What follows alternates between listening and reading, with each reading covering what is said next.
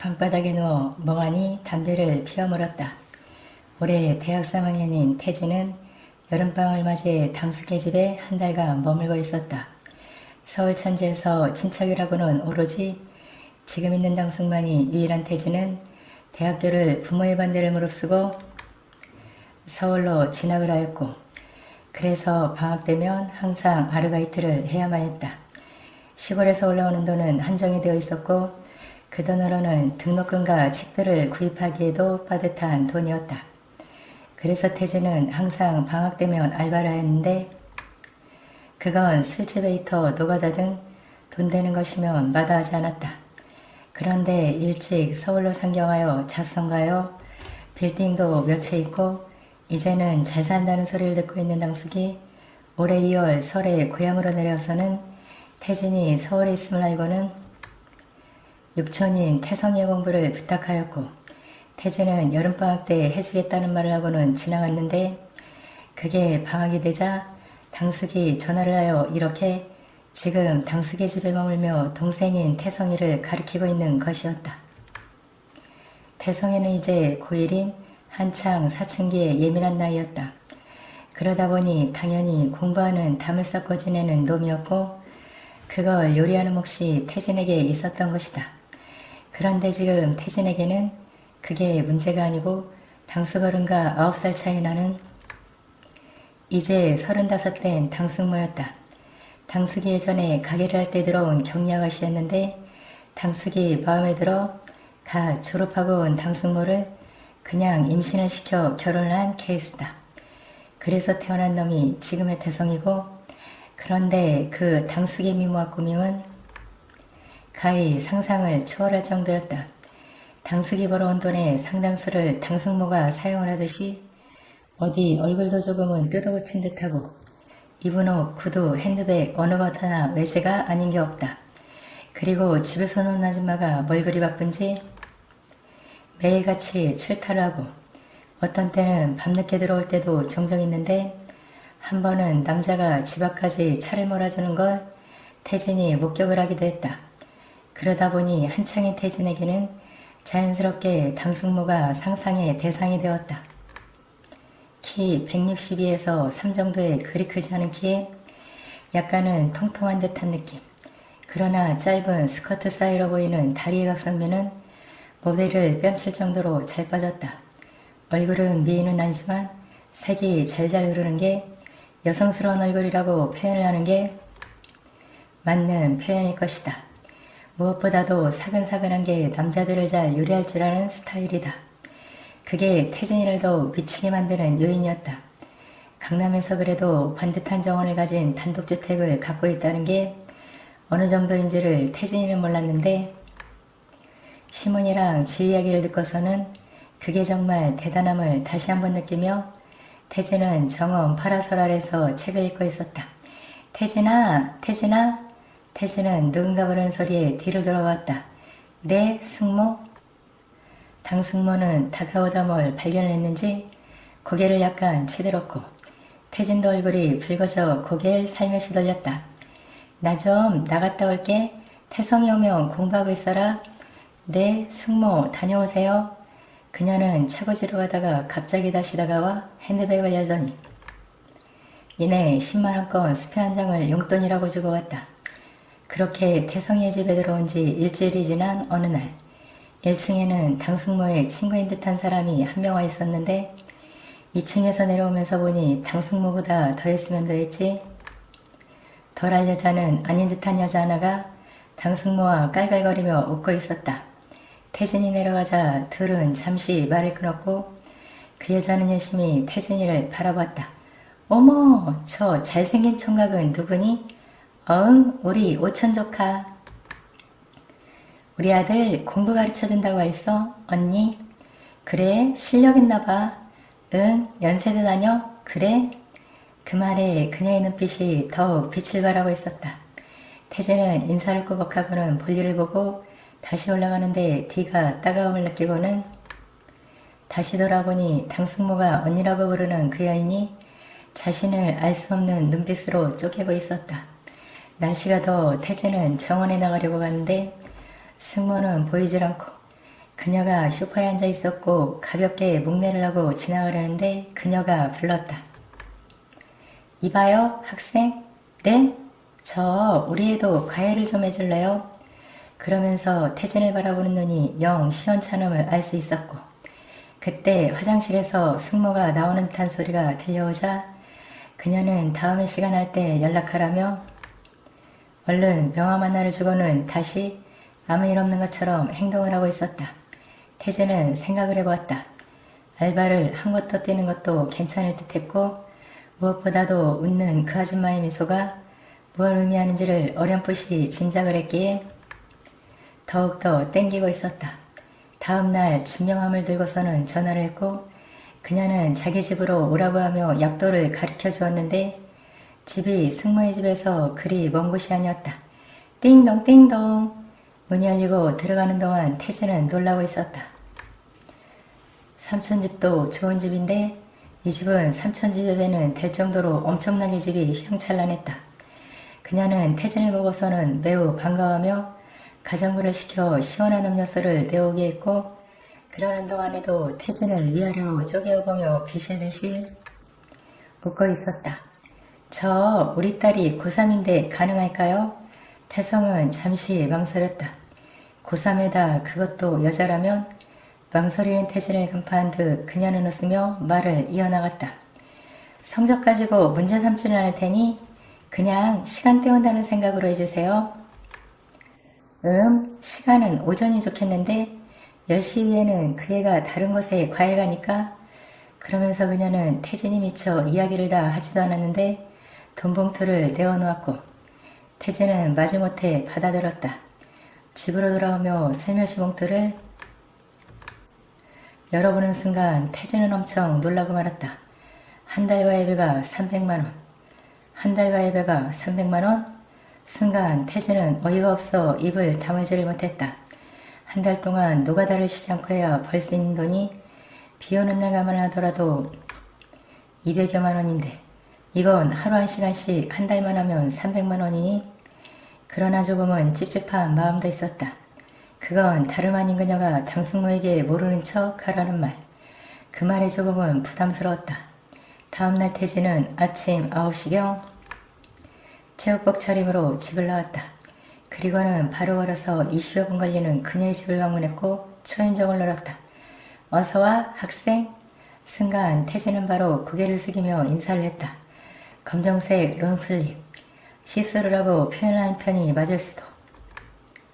슬립을 입고 있는 그녀는 의도적으로 태진이를 꼬시는 듯한 인상을 주고 있었다. 그녀가 걸을 때마다 풍기는 그녀의 향수 냄새. 화장품 냄새가 태진이의 가슴을 더욱더 진탕질하고 있었다. 이리 와 앉아요. 그녀는 그런 몸매와 슬립에다 그것으로도 모자라 다리를 꼬면서 소파에 앉았다. 태진은 시선을 어디에 둬야 할지를 몰라 얼굴이 벌겋게 달아오르고 그런 모습을 바라보는 미숙은 재미있다는 듯이 호호거리며 웃고 있었다. 태진이 학생 보기보다 숙매인가 보네. 그 말에 태진은 더욱 얼굴이 발갛게 달아올랐다. 그때 구세주처럼 그녀의 딸이 나타났고 그녀는 태진이에게 소개를 시키고 있었다. 인사해라. 한 달 동안 너를 가르칠 선생님이다. 아이 엄만 11시부터 과외를 나가는데 또? 응 실력 있는 분이다. 열심히 해라. 그제서야 그 아이는 태진에게 눈을 돌렸고 시선이 마주치는 순간 태진이도 놀라고 그녀도 놀란 눈빛을 하더니 이내 얼굴을 붉히며 고개를 숙여버렸다.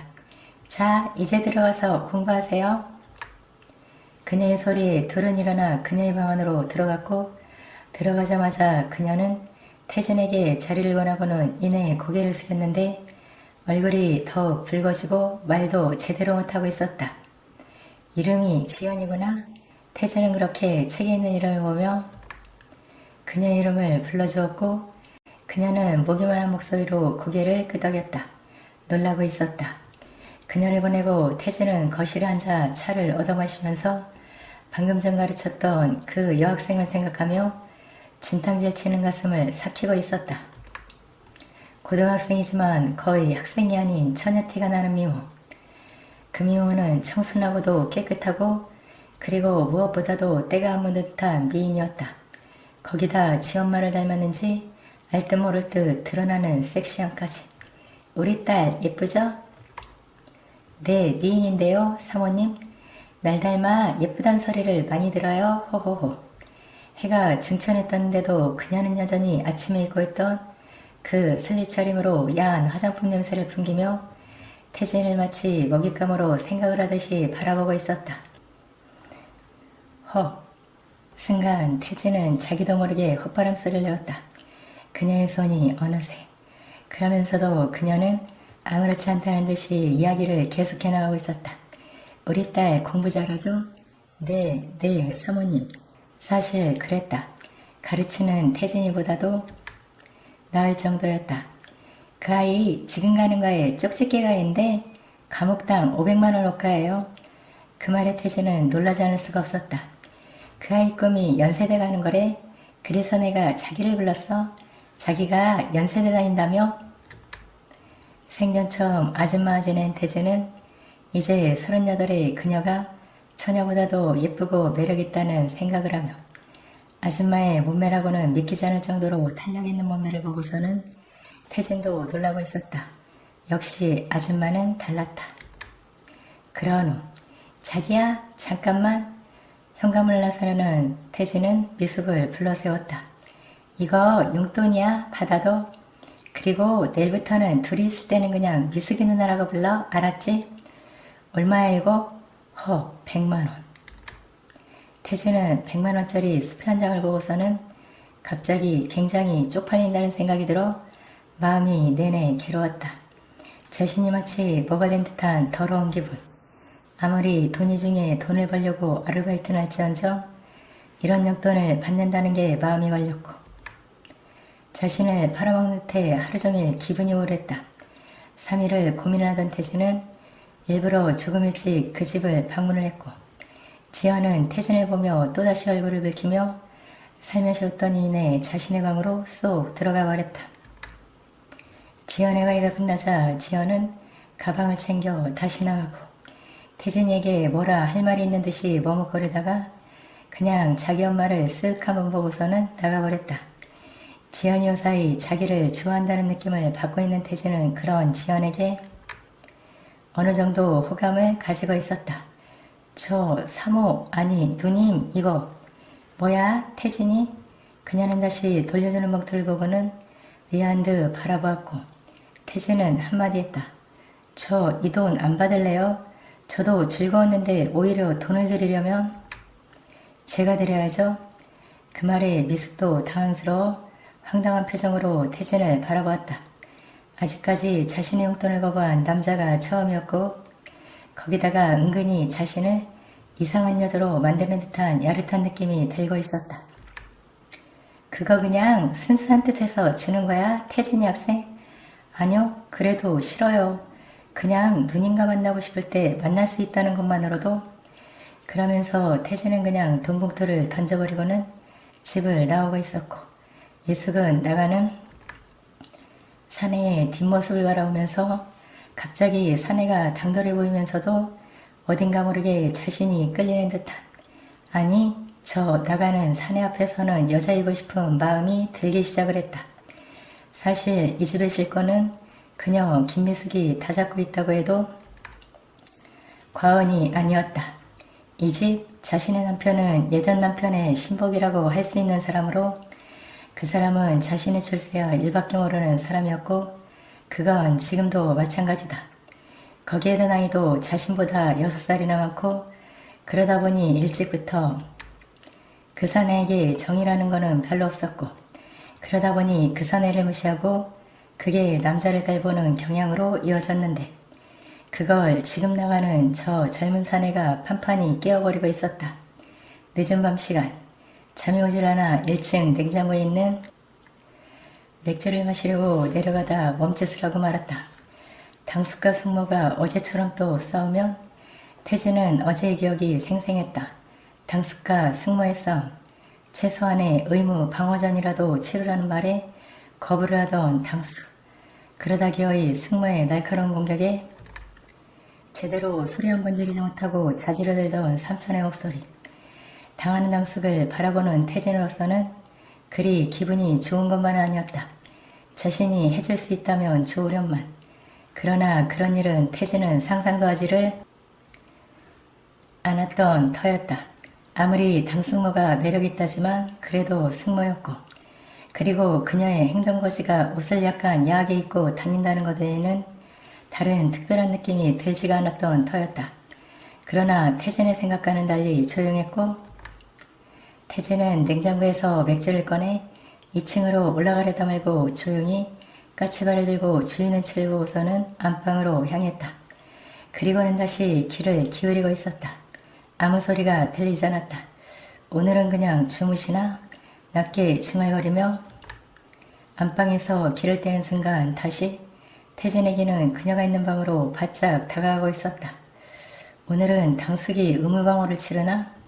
어디서 문이 열리는 소리에 태진은 얼른 거실 쪽으로 나왔고 동생이 눈을 비비며 화장실을 가려다 말고 태진이 있자 쳐다보고 있었다.